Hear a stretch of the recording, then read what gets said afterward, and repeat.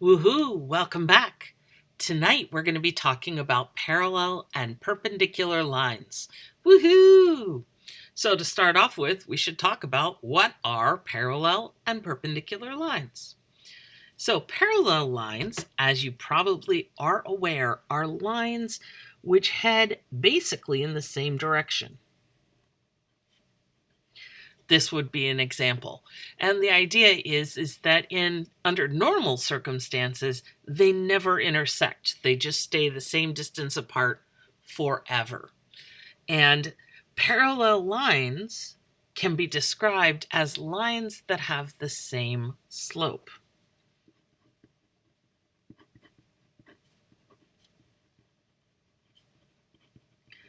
Which means that if I call this line line 1 and I call this line line 2, and line 1 has a slope and line 2 has a slope, M1, the slope for line 1, would equal M2, the slope for line 2. So they have equal slopes. A fun fact is the word parallel. If you ever have trouble remembering how to spell it, notice that it has the two L's in the middle make parallel lines, which is pretty cool. Parallel lines can be written using that symbol. So kind of slanted lines like that. Well, those are line segments, but you get the idea. Now, perpendicular lines, those are lines which do intersect, and they intersect in a very special way. They intersect in a right angle or a 90-degree angle. Now, this particular pair is a vertical and a horizontal line, which is kind of the classic example, but you don't have to have that. You could have two lines which are, not vertical and horizontal, but still intersect at a 90-degree angle. Now, the relationship between the slopes is a little bit more complicated, especially if you have not yet taken trigonometry. But basically, what we discover in trigonometry is that when you multiply two perpendicular lines, the slopes of two perpendicular lines together, you get -1. And while this is a fairly simple equation, it's not terribly useful. So a lot of times people will divide both sides by one of the slopes. So in other words, you would see it as M2 equals -1 over M1. And then everyone says, well, I don't know that that's really better, because suddenly you now have a fraction and a -1 and everything's just, And so what do? Oh my goodness, gnashing of teeth. And the answer is that if we take a look at this formula, we see that two things are happening. We see that M1 is in the denominator. And what this effectively does is it takes whatever number the slope was and flips it upside down in terms of a fraction. We also see a -1, which means that's going to change the sign. So to find a perpendicular slope, what you're going to do is you're going to flip the slope upside down.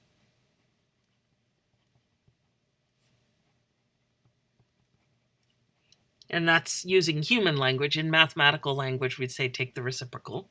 And 2, change the sign.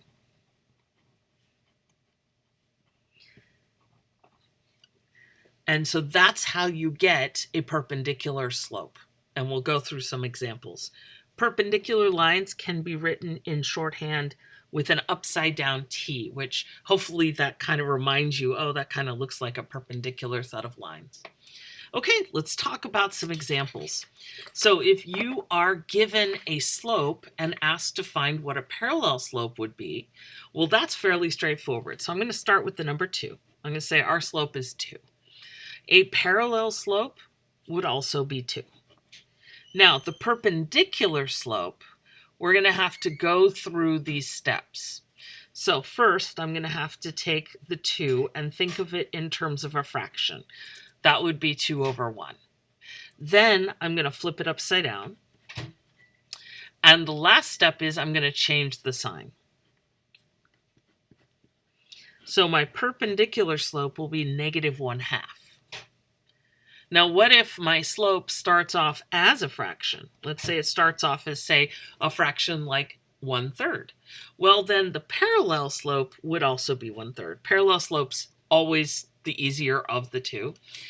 And then the perpendicular slope, we're going to take 1/3, we're going to flip it upside down. Okay, so that's just 3. And then we're going to change the sign.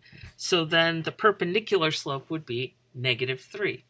And we can see in each of these cases that if I take 2, the original slope, and -1/2 and multiply them together, I do in fact get -1. 1/3 times -3, that would give me -1. So flipping it upside down and changing the sign will give you that -1 as a product. Okay, so what if we start with something like -4/5? Dun dun dun! Well, the parallel slope is -4/5. And then the perpendicular slope, we take -4/5, flip it upside down, that's -5/4. And then we still have to change the sign. So if we start off with a negative, we're going to end up with a positive. So this is going to be 5/4. Woohoo! Now, what if it's something really simple to begin with, like 1? Well, if it's 1, the parallel slope is 1. And the perpendicular, again, I'm going to have to, like in the first case, I'm going to have to look at 1 as a fraction, 1/1. And then I'm going to have to flip it upside down, which is going to look kind of silly because it's the exact same thing. And then I'm going to change the sign. So it's interesting to note that when the slope is 1, the perpendicular slope would be -1. And that's actually kind of this case right here. A slope of 1 is that classic 45-degree angle, the one that goes up like this. And that's 45 degrees off of the x-axis, right, like that. And then this slope would be -1. So this would be a great example right here. If I had it on a grid, this would be that slope is 1 and slope is -1. Okay, so then what if I have something really horrible, like square root of 17, radical 17, dun dun dun. Well, this is actually a fairly steep line, because the square root of 17 is, the principal square root of 17 is right around 4, so that's pretty steep, right? If that's 1, 4 is something like that, really goes up high. The parallel slope, radical 17. And then the perpendicular slope, again, I just have to think of it in terms of a fraction, flip it upside down. Now, for our purposes, don't worry about rationalizing the denominator for this. This is not a case where you'd need to worry about it right now. Later on, maybe. But for right now, we'll just leave it like this. And the last step, make it negative, because the original slope was positive. Now, the only other difficult example I could give you would be something like 0. A parallel slope would be 0. These are both horizontal lines. Right? If the slope is 0, that means it does, oops, you can't see that. Let me scooch this up. There we go. If the slope is 0, it doesn't go up and it doesn't go down. It just stays flat, perfectly flat. But then what is a perpendicular line? Well, if we write 0 as 0/1 and we try to flip it upside down, we find that we've got 0 in the denominator, and that's undefined. And it turns out that's exactly what happens. We learned this in the previous video, that if I have a vertical line, which would be perpendicular to the horizontal, the slope is undefined. Because even though it is entirely rise, there's tons of rise, there's 0 run. And so the denominator of rise over run ends up being 0, and we can't do anything with that. So that is undefined for us. Woohoo! Okay, so let's go into a couple of examples. I've got 2 lines, and what I want to figure out is, are these 2 lines parallel? Are they perpendicular, or are they neither? Any 2 lines that you pick either need to be parallel, or if they're not parallel, They could be perpendicular, or they could just be, they could just randomly intersect at not a 90-degree angle. And we want to figure that out. And there are a number of approaches we could take. I think the easiest one is to take each of these equations. I'll take the first one here on the left and solve for y. Remember that if you solve for y, you get the slope-intercept form, which will tell us the slope, and then we'll be able to compare the two slopes. So I've got 2x minus 3y equals 10. I'm going to subtract 2x from both sides. I get negative 3y equals negative 2x plus 10. And now I'm going to divide everybody by negative 3.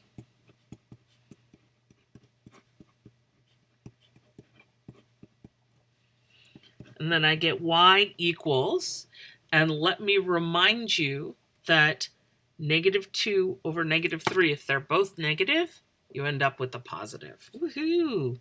So this is 2/3 x. 10 over negative 3 is minus 10/3. Okay, so that's the first one. Let me give myself a little line there. The second one is 6y equals 4x plus 12.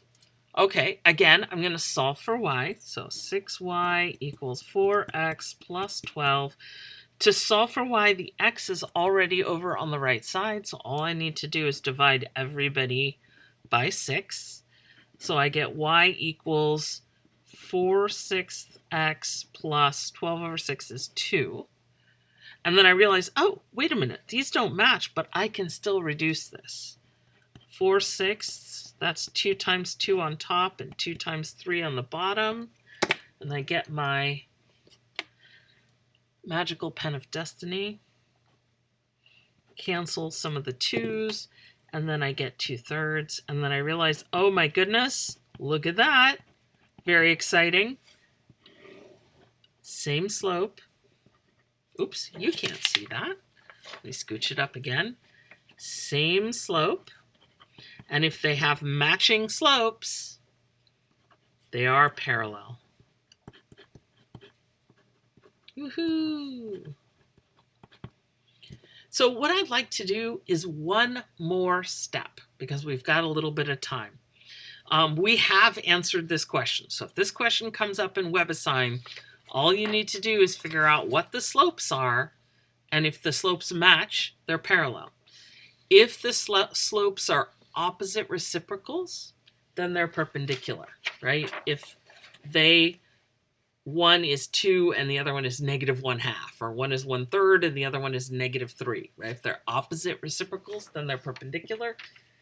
If they're neither of these two things, then it's just two random lines that intersect somehow. But what I would like to do is oh, I'm so sorry. That's not very nice. Invite someone to be your support animal and then smash them with homework. So what I would like to do is let's look at the graph.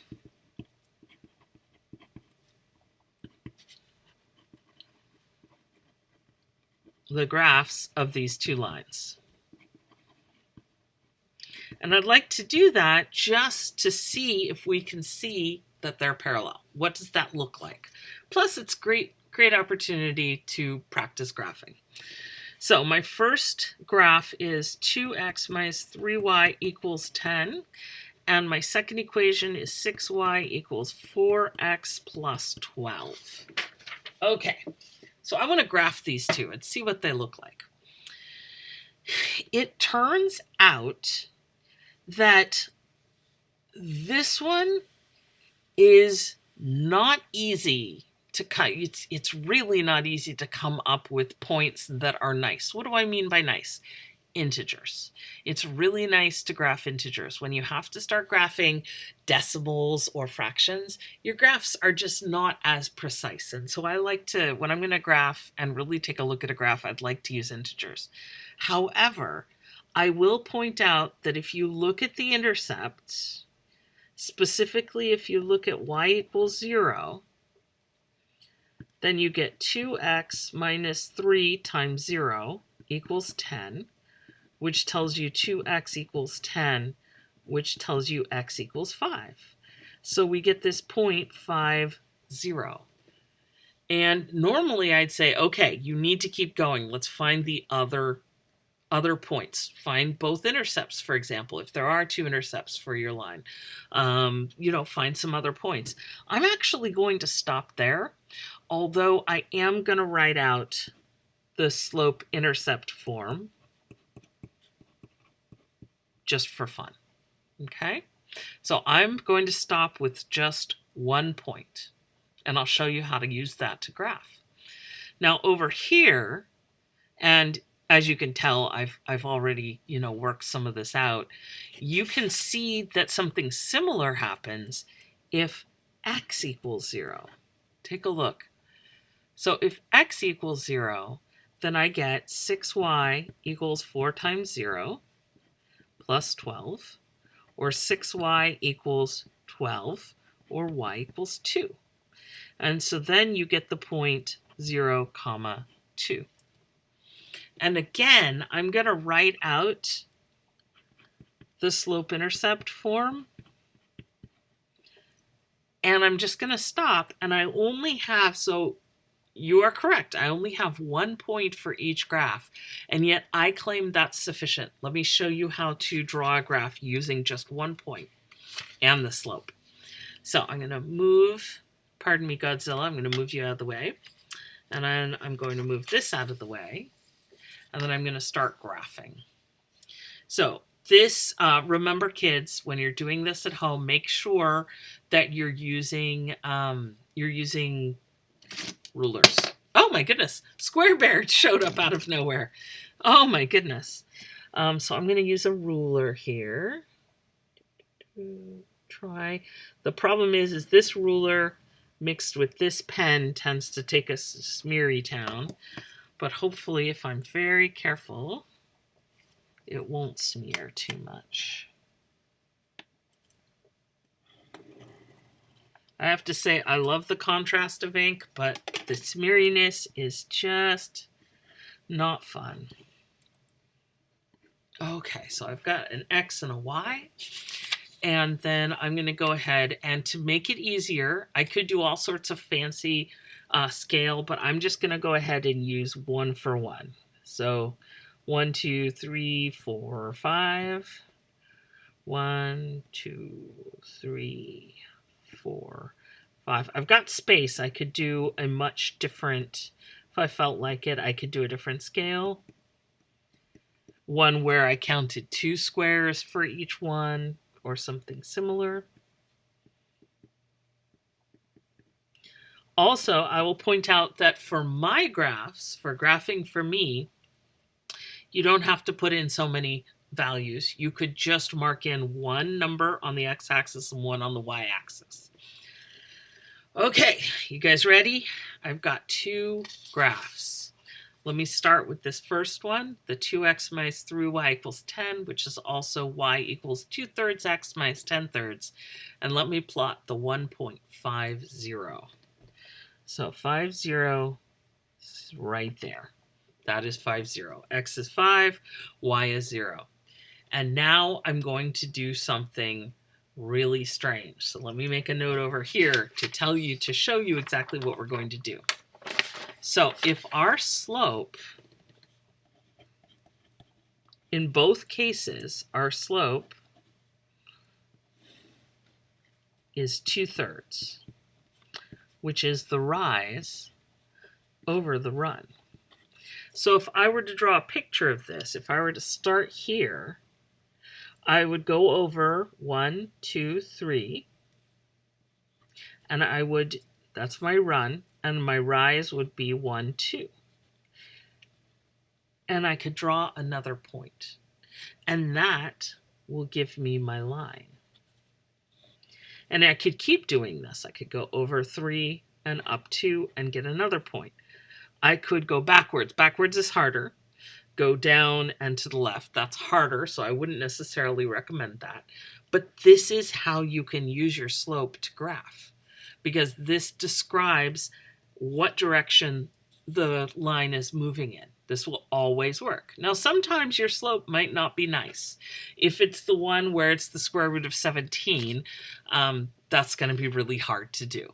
But this is a nice, easy 2/3. So let's look how this works in this case.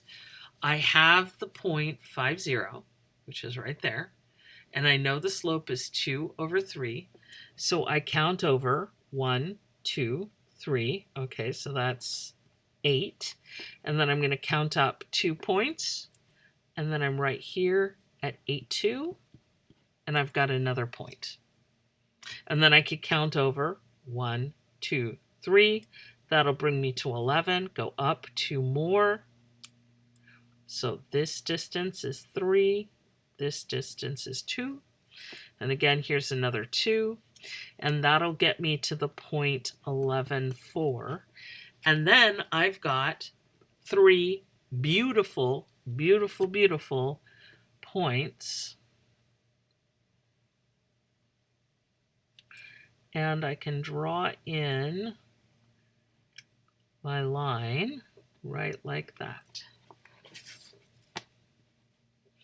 And this is the line 2x minus 3y equals 10. So that's the first one. The second one, I've got a starting point of 0, 2. That's going to be right there. And of course, now I regret, I have many, many regrets now because I just wrote where I was going to count. But hopefully you can see I'm going to count over 3.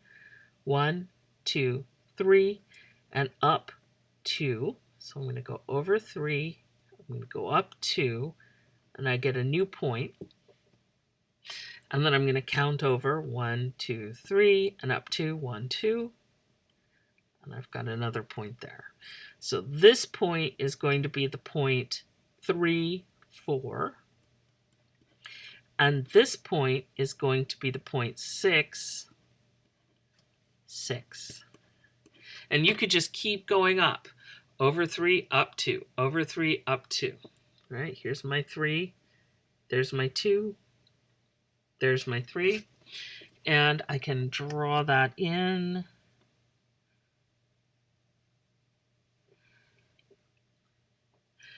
And I get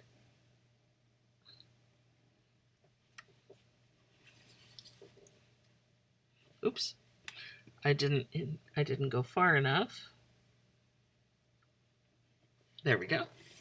And here we go. And that is the second equation. This is 6y equals 4x plus 12. And I just, on each of these, I started with a single point, and then I used the slope to give me the rest of the line. And the really cool thing is you can see these do look parallel. Now, could two lines look parallel and not be quite parallel? Absolutely. There are lots of lines that might look parallel, especially if you're just graphing a small piece of it. So always double check. If you think two things are parallel, double check. Find that slope intercept and make sure the slopes are equal. So that's it. You guys are awesome. Here we have a somewhat smeary, sorry about that, graph, but I've got both lines. I've got X and Y labeled. I've got arrows everywhere, so no one hurts themselves. I've got scale written in and labels really well defined. This is, other than the smeariness, this is a great graph. So woohoo. Thank you for sticking with it. And, know that you're awesome and amazing and really incredible. Go take a break, get some hydration, and then, get a little nap maybe, and then math on.